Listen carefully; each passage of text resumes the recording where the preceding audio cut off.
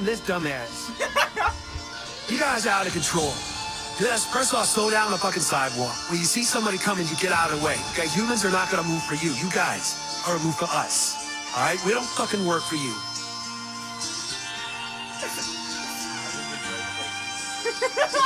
You can keep on fucking blinking away. Blink one more time. That's right. Don't you? Dude, that's right. That's right.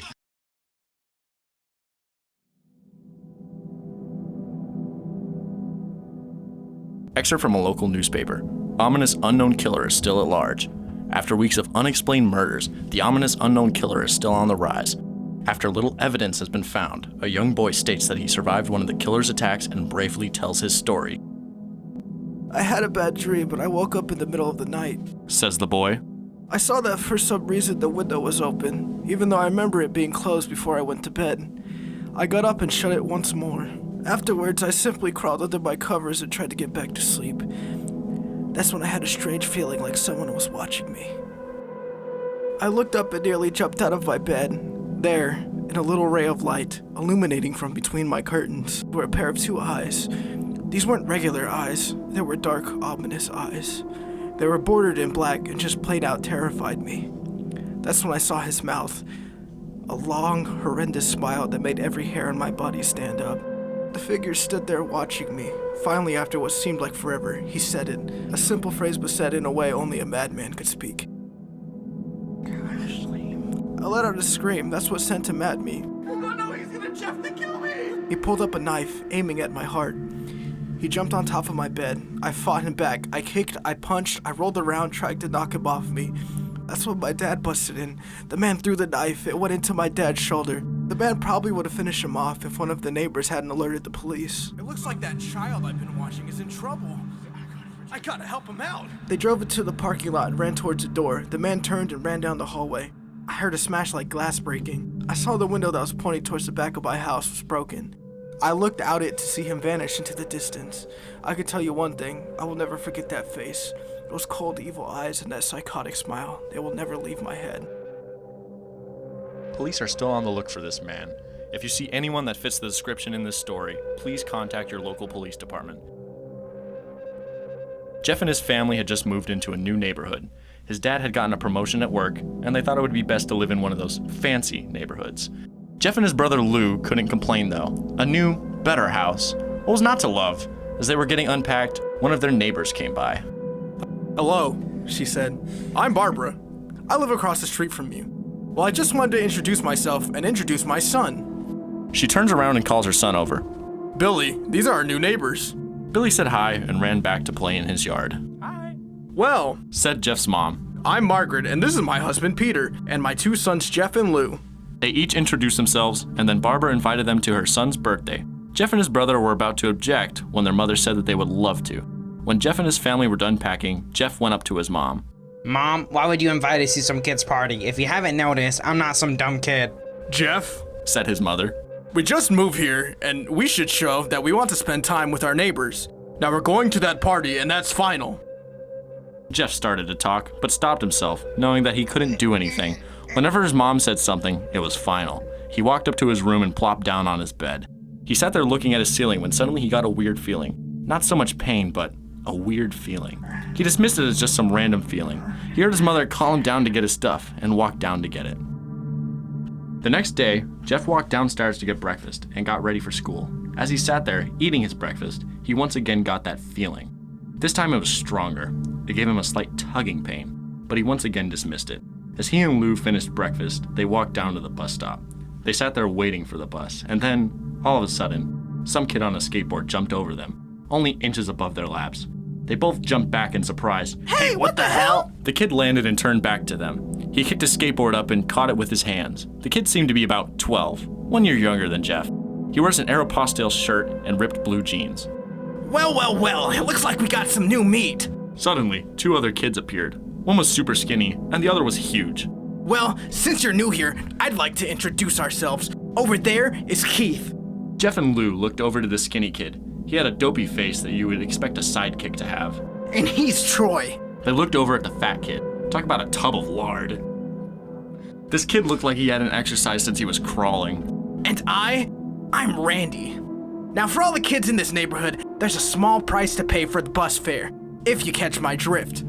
Lou stood up, ready to punch the lights out of the kid's eyes when one of his friends pulled a knife on him. Tisk, tisk, tisk. I'd hoped you'd be more cooperative, but it seems we must do this the hard way.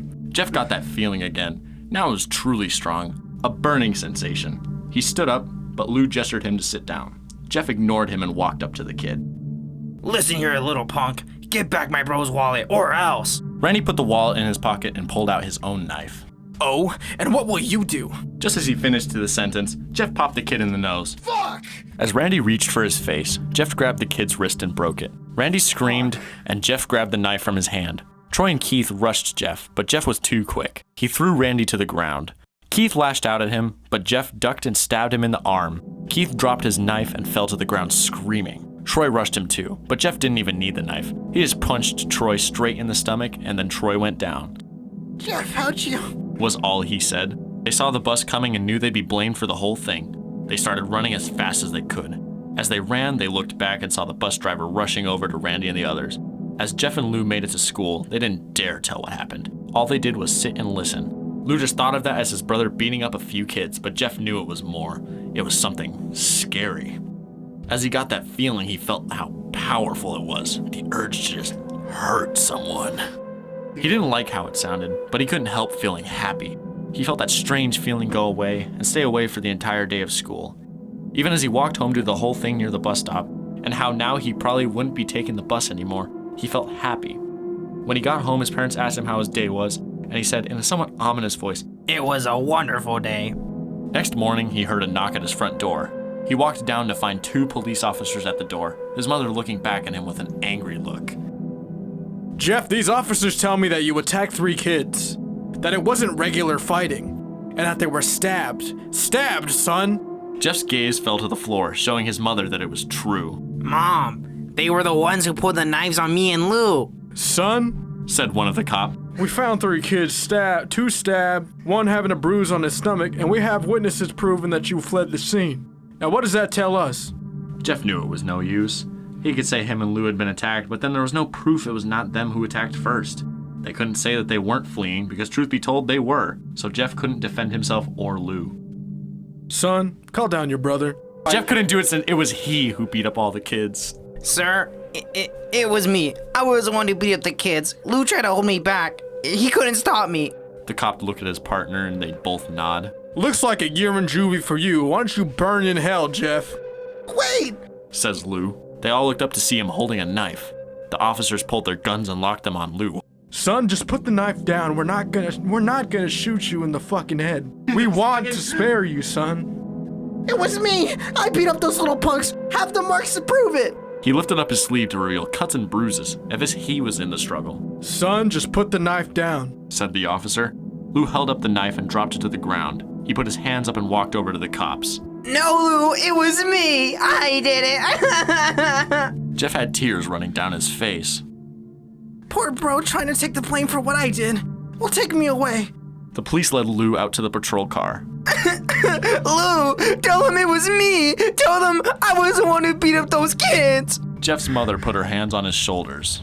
Jeff, please, you don't have to lie. We know it's Lou. You can stop. Jeff watched helplessly as the cop car speeds off with Lou inside. A few minutes later, Jeff's dad pulled into the driveway, seeing Jeff's face and knowing something was wrong. Son, what is it? Jeff couldn't answer. His vocal cords were strained from crying. Instead, Jeff's mother walked his father inside to break the bad news to him as Jeff wept in the driveway. After an hour or so, Jeff walked back into the house, seeing that his parents were both shocked, sad, and disappointed. He couldn't look at them. He couldn't see how they thought of Lou when it was his fault. He just went to sleep trying to get the whole thing off his mind. 2 days went by with no word from Lou at JDC. No friends to hang out with, nothing but sadness and guilt. That is until Saturday, when Jeff is woken up by his mother with a happy, sunshiny face. Jeff, it's the day! She said as she opened up the curtains and let light flood into his room. What's today? Asked Jeff as he stirs awake. Why, it's Billy's party! He was now fully awake. Mom, you're joking, right? You don't expect me to go to some kid's party after... There was a long pause. Jeff, we both know what happened. I think this party could be the thing that brightens up past days. Now get dressed. Jeff's mother walked out of the room and downstairs to get ready herself. He fought himself to get up. He picked out a random shirt and pair of jeans and walked downstairs. He saw his mother and father all dressed up, his mother in a dress and his father in a suit. He thought, why would they ever wear such fancy clothes to a kid's party? Son, is that all you're going to wear? Said Jeff's mom. Better than wearing too much. He said. His mother pushed down the feeling to yell at him and hit it with a smile. Now, Jeff, we may be overdressed, but this is how you go if you want to make an impression, said his father. Jeff grunted and went back up to his room. I don't have any fancy clothes! He yelled downstairs. Just pick out something. He looked around in his closet for what he would call fancy. He found a pair of black dress pants he had for special occasions and an undershirt.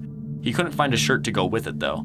He looked around and found only striped and patterned shirts, none of which go with dress pants. Finally, he found a white hoodie and put it on. You're wearing that? They both said. His mother looked at her watch. Oh no, no time to change, let's just go. She said as she herded Jeff and his father out the door. They crossed the street over to Barbara and Billy's house. They knocked on the door, and at it appeared that Barbara, just like his parents, way overdressed. As they walked inside, all Jeff could see were adults, no kids. The kids are out in the yard, Jeff. How about you go and meet some of them? Said Barbara. Jeff walked outside to a yard full of kids. They were running around in weird cowboy costumes and shooting each other with plastic guns. He might as well be standing in a Toys R Us. Suddenly, a kid came up to him and handed him a toy gun and a hat. Hey, wanna play? He said. No, kid, I'm way too old for that stuff. The kid looked at him with that weird puppy dog face. Please, said the kid. Fine, said Jeff. He put on the hat and started to pretend shoot at the kids. At first, he thought it was totally ridiculous, but then he started to actually have fun. It might not have been super cool, but it was the first time he had done something that took his mind off of Lou. So he played with the kids for a while, until he heard a noise. A weird rolling noise. Then it hit him. Randy, Troy, and Keith all jumped over the fence on their skateboards. Jeff dropped the fake gun and ripped off the hat. Randy looked at Jeff with a burning hatred. Jeff, is it? He said. We have some unfinished business. Jeff saw his bruised nose. I think we're even. I beat the crap out of you, and you got my brother sent to JDC. Randy got an angry look in his eyes. Oh no, I don't go for even, I go for winning. You may have kicked our ass that one day, but not today. Randy punched Jeff in the nose, and Jeff grabbed him by the ears and headbutted him. Jeff pushed Randy off of him and both rose to their feet. Kids were screaming and parents were running out of the house. Troy and Keith both pulled guns out of their pockets. no one interrupts your guns will fly. They said. Randy pulled a knife on Jeff and stabbed it into his shoulder. Jeff screamed and fell to his knees. Randy started kicking him in the face. After 3 kicks, Jeff grabs his foot and twists it, causing Randy to fall to the ground. Jeff stood up and walked towards the back door. Troy grabbed him. Need some help? He picks Jeff up by the back of the collar and throws him through the patio door.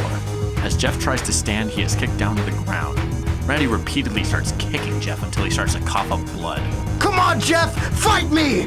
Randy sees a bottle of vodka on the counter and smashes the glass over Jeff's head. Fight! He throws Jeff back into the living room. Come on, Jeff, look at me! Jeff glances up, his face riddled with blood. I was the one who got your brother sent to JDC, and now you're just gonna sit here and let him rot in there for a whole year? You should be ashamed! Jeff starts to get up. Oh, finally! You stand and fight! Damn. Jeff is now to his feet, blood and vodka on his face. Once again, he has that strange feeling, the one in which he hasn't felt for a while. Finally, he's up! Something inside Jeff snaps. His psyche is destroyed. All rational thinking is gone. All he can do is kill. That's enough! He grabs Randy and pile drives him into the ground.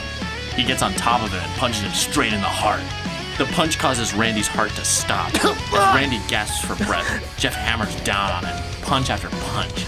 Blood gushes from Randy's body until he takes one final breath and dies. Everyone is looking at Jeff now. The parents, the crying kids, even Troy and Keith. Although they easily break from their gaze and point their guns at Jeff, Jeff sees the guns trained on him and runs for the stairs. As he runs, Troy and Keith let out fire on him, each shot missing. Jeff runs up the stairs. He hears Troy and Keith follow up behind. As they let out their final round of bullets, Jeff ducks into the bathroom. He grabs the towel rack and rips it off the wall. Troy and Keith race in, knives ready. Troy swings his knife at Jeff, who backs away and bangs the towel rack into Troy's face. Troy goes down hard, and now all that's left is Keith. He is more agile than Troy, though, and ducks when Jeff swings the towel rack. He dropped the knife and grabbed Jeff by the neck. He pushed him into the wall. A thing of bleach fell down on top of him from the top shelf. It burnt both of them, and they both started to scream. Jeff wiped his eyes as best as he could, pulled back the towel rack and swung it straight into Keith's head. As he lay there bleeding to death, he let out an ominous smile. What's so funny? Asked Jeff. Keith pulled out a lighter and switched it on. What's funny He said. is that you're covered in bleach and alcohol. Jeff's eyes widened as Keith threw the lighter at him. As soon as the flame made contact with him, the flames ignited the alcohol in the vodka.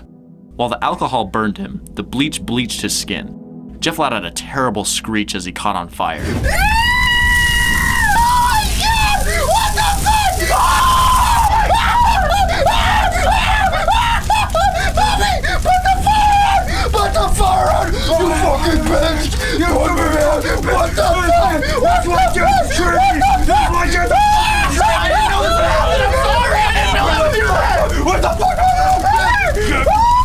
Jeff, you're on fire! What do I do? He tried to roll out the fire, but it was no use. The alcohol had made him a walking inferno. He ran down the hall and fell down the stairs.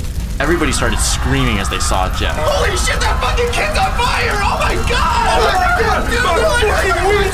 Dude, that kid's fucking down! Oh my god! Where's the water? Oh, the kid's bleeding to death! I'm trying to jump off here! Now a man on fire dropped to the ground, nearly dead. The last thing Jeff saw was his mother and the other parents trying to extinguish the flame. That's when he passed out. When Jeff woke, he had a cast wrapped around his face. He couldn't see anything, but he felt a cast on his shoulder and stitches all over his body. He tried to stand up, but he realized that there was He tried to stand up, but he realized that there was some tube in his arm, and when he tried to get up, it fell out, and the nurse rushed in. I don't think you can get out of bed just yet. She said as she put him back in his bed and reinserted the tube. Jeff sat there with no vision, no idea of what his surroundings were. Finally, after hours, he heard his mother. Honey, are you okay? She asked.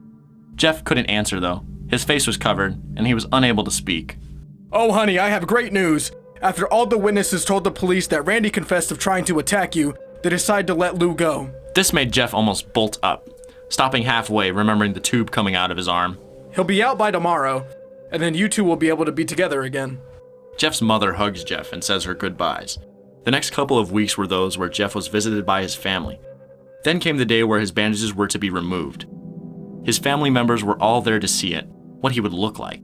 As the doctors unwrapped the bandages from Jeff's face, everyone was on the edge of their seats. They waited until the last bandage holding the cover over his face was almost removed. Let's hope for the best. Said the doctor. He quickly pulls the cloth, letting the rest fall from Jeff's face. Oh my god! Dude! You look disgusting, Jesus! Somebody wrap him back up! Put that shit back on. Oh hell no, the doctor tweaked. doctor, you tweaking! Jeff's mother screams at the sight of his face. Lou and Jeff's dad stare awestruck at his face. What happened to my face? Jeff said. He rushed out of bed and ran to the bathroom. He looked in the mirror and saw the cause of the distress. His face was turned into a pure white color, and his hair singed from brown to black. He slowly put his hand to his face. It had a sort of leathery feel to it now. He looked back at his family, then back at the mirror. Jeff, it's not that bad. Said Lou. Not that bad. It's perfect. It can't be. His family was equally surprised. Jeff started laughing uncontrollably. His parents noticed that his left eye and hand were twitching. Yeah, Jeff, are you okay? Okay, I never felt more happier. Look at me. The face goes perfectly with me. He couldn't stop laughing. He stroked his face, feeling it, looking at it in the mirror. What caused this? Well, you may recall that when Jeff was fighting Randy, something in his mind, his sanity, snapped. Now he was left as a crazy killing machine. That is, his parents didn't know. Doctor? Said Jeff's mom. Is my son all right? You know, in the head? Oh yes, this behavior is typical for patients that have taken very large amounts of painkillers. If his behavior doesn't change in a few weeks, bring him back here, and we'll give him a psychological test. Oh, thank you, doctor. Jeff's mother went over to Jeff. Jeff, sweetie, it's time to go.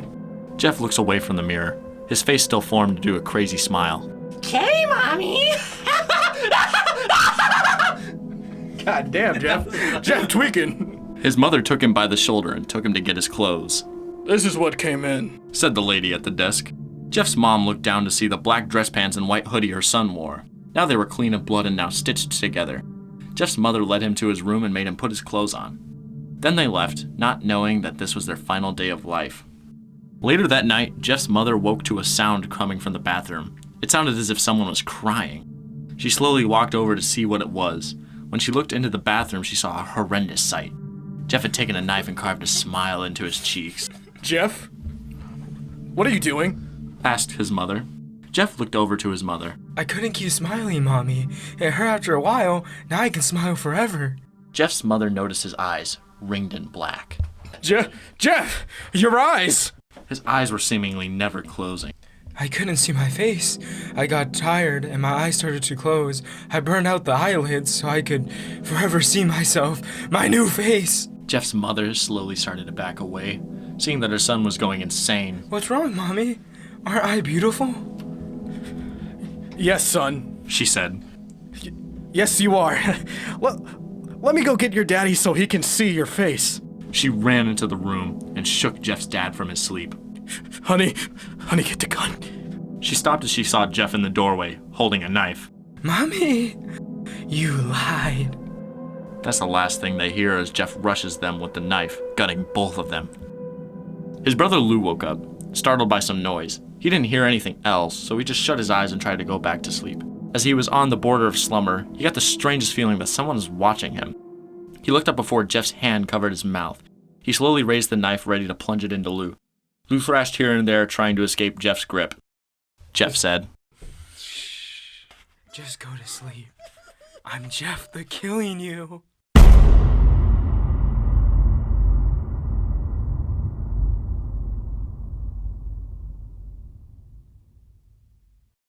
Oh, hell no, Jeff, you tweaking!